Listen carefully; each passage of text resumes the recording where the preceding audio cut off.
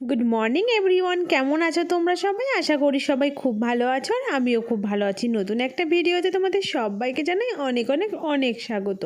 তো চলো বেশি বকবক না করে আজকের ভিডিওটা শুরু করা যাক। দেখো, লাস্ট তোমাদের আমি আপডেট দিয়েছিলাম আমার মায়ের কিন্তু খুব শরীর খারাপ ছিল, যার জন্য আমি হসপিটালে ভর্তি করেছিলাম মাকে।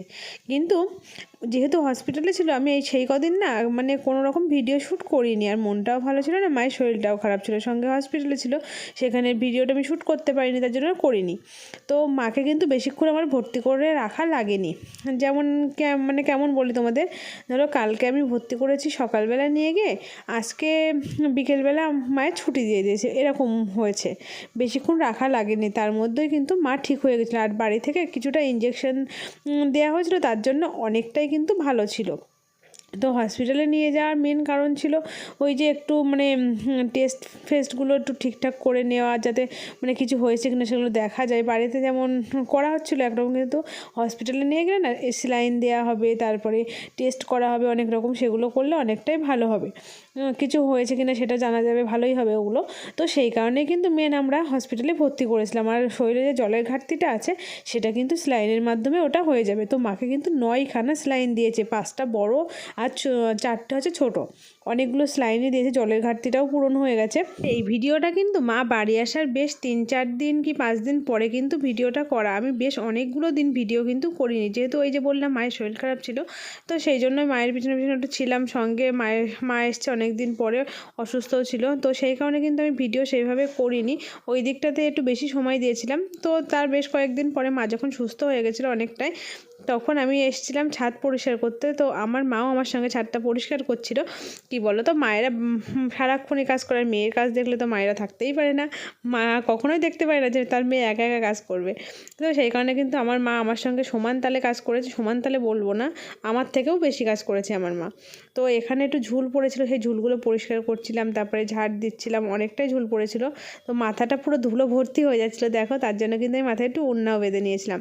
আর এই তুলসী গাছগুলো দেখো একদম পুরো ছাদের মাঝখানে ছিল, যার জন্য দেখতেও কেমন লাগছিলো। কারণ হচ্ছে কি বলো তো, দেখো তুলসী গাছগুলো শীতকালে এসে গেছে না, কেমন মরে যাওয়ার মতন অবস্থা হয়ে গেছে, তো সেই কারণে কিন্তু কেমন একটা লাগছিলো। আর গাছের গোড়ায় বেশ ঘাসও হয়ে গেছিলো। মা দেখো ঘাসগুলো ছিঁড়ছিল, আর আমাকে বলছিল তুই টবগুলো এক সাইড করে রেখে দে, সুন্দর করে সাজিয়ে রেখে দে, ছাদের 4 সাইড দিয়ে রাখ, তাহলে দেখতে ভালো লাগবে মাঝখানে না থাকার থেকে। তো সেই কারণেই কিন্তু আমি দেখো একদম টবগুলো নিয়ে যেয়ে একদম সাইড দিয়ে সাজিয়ে রেখে দিচ্ছিলাম। দেখো ওই সাইডে অলরেডি সাজিয়ে রেখেছি, আর এগুলো নিয়ে যাচ্ছিলাম, ছাদে যত ছড়ানো ছিটানো টব ছিল না, সেগুলো কিন্তু সব আজকে আমি সুন্দর করে 4 সাইড দিয়ে একদম সাজিয়ে গুছিয়ে রেখে দিচ্ছি, যার জন্য যাতে দেখতে ভালো লাগে আর ছাদটাও পরিষ্কার থাকে। তো সব কিছু কমপ্লিট করার পরে তোমাকে দেখাচ্ছি, দেখো ছাদটা কত বড় লাগছে আর কত সুন্দর লাগছে।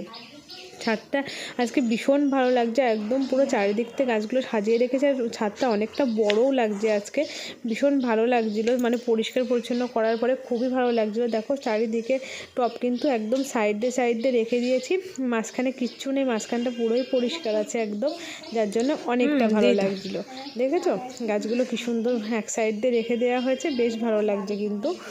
আর অনেকটা সময় লেগেছে এগুলো করতে, অনেকটা পরিমাণ সময় লেগেছে, তোমাদের হয়তো দেখালাম অল্প একটু, কিন্তু করতে কিন্তু কাজটা বহুত সময় লেগেছে। তো তারপরে কিন্তু ওই কাজগুলো করে আমি কিন্তু চলে এসেছিলাম নিচে খাওয়া দাওয়া করতে। এদিকে কিন্তু আমার শাশুড়ি মা নিচে রান্না করছিল, আর আমি আমার মা দুজনে মিলে ওপরে পরিষ্কার করছিলাম। দেখো লাউ ডাল রান্না করেছে, আর করেছে বাঁধাকপির ঘন্ট। তো তারপরে আমাদের না জামা কাপড় কাচার কথা ছিল অনেকগুলো, যেগুলো ছিল সেগুলো অনেকগুলো কাচার কথা ছিল, কিন্তু সেগুলো কিন্তু কাচার হয়নি, কারণ কর্তামশাই না কাঁচা হয়নি, সরি কাঁচা হয়েছিল, ভুল হয়ে গেল, কাঁচা হয়েছিল, ভীষণ তাড়াতাড়ি কেচে বেরিয়ে আসতে হয়েছিল, যার জন্য সেগুলো তোমাদেরকে আমি দেখাতে পারিনি। তো এক জায়গায় যাওয়ার ছিল, এক জায়গায় বলতে কোথায় যাচ্ছিল তোমাকে বলি, 2 মায়ের চোখের ডাক্তারের কাছে নিয়ে যাচ্ছিলাম।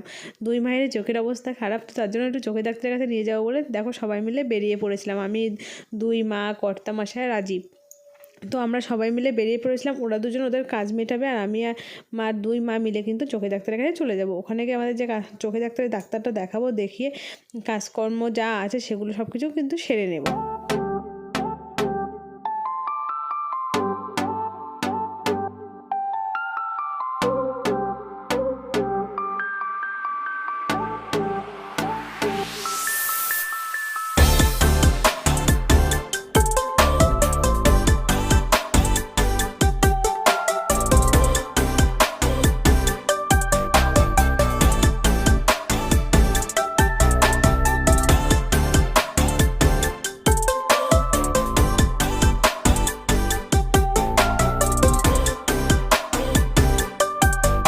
তোমরা কিন্তু প্রথমে দেখলে যে আমরা গাড়িতে আসছিলাম, তারপরে কিন্তু দেখলে টোটোতে আসছিলাম। কেন বলো তো, ওদের একটা কাজ ছিল, কর্তামশাই রাজীবের একটা কাজ ছিল, তো আমাদের তার জন্য ওই কেওসা বাজারে নামিয়ে দিয়েছিল। বললো তোমরা এখান থেকে টোটো ধরে চলে যাও তেঁতুলিয়া বাজারে।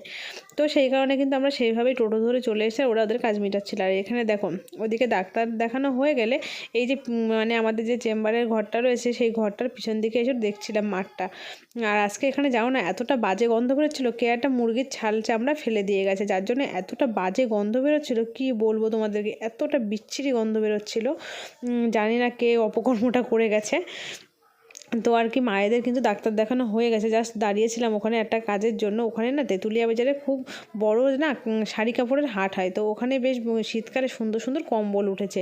তো মা বলছিল যে আজকে ওখান থেকে দুটো কম্বল কিনবে, একটা মায়ের জন্য একটা আমার জন্য। তো সেই কথা মতন কিন্তু আমরা ওখান থেকে কম্বলটা কিনেও নিয়েছিলাম, যেগুলো তোমাদেরকে হয়তো দেখানো সম্ভব হচ্ছে না।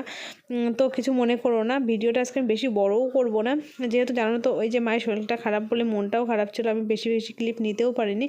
যেটুকু পেরেছি তোমাদেরকে জানানোর মতন করে সেইটুকু অল্প অল্প ক্লিপ আমি নিয়ে নিয়েছি। এই দেখো সেই গরুটা, আগের দিন যেই গরুটা তোমাদেরকে দেখিয়েছিলাম, যারা আগের ভিডিও দেখেছে তারাই জানো, আজকে কিন্তু গরুটা এখানেই রয়েছে। তো চলো তোমাদের ভিডিওটা কেমন লাগলো কমেন্ট করে অবশ্যই জানিয়ে, ভালো লাগলে চ্যানেলটা সাবস্ক্রাইব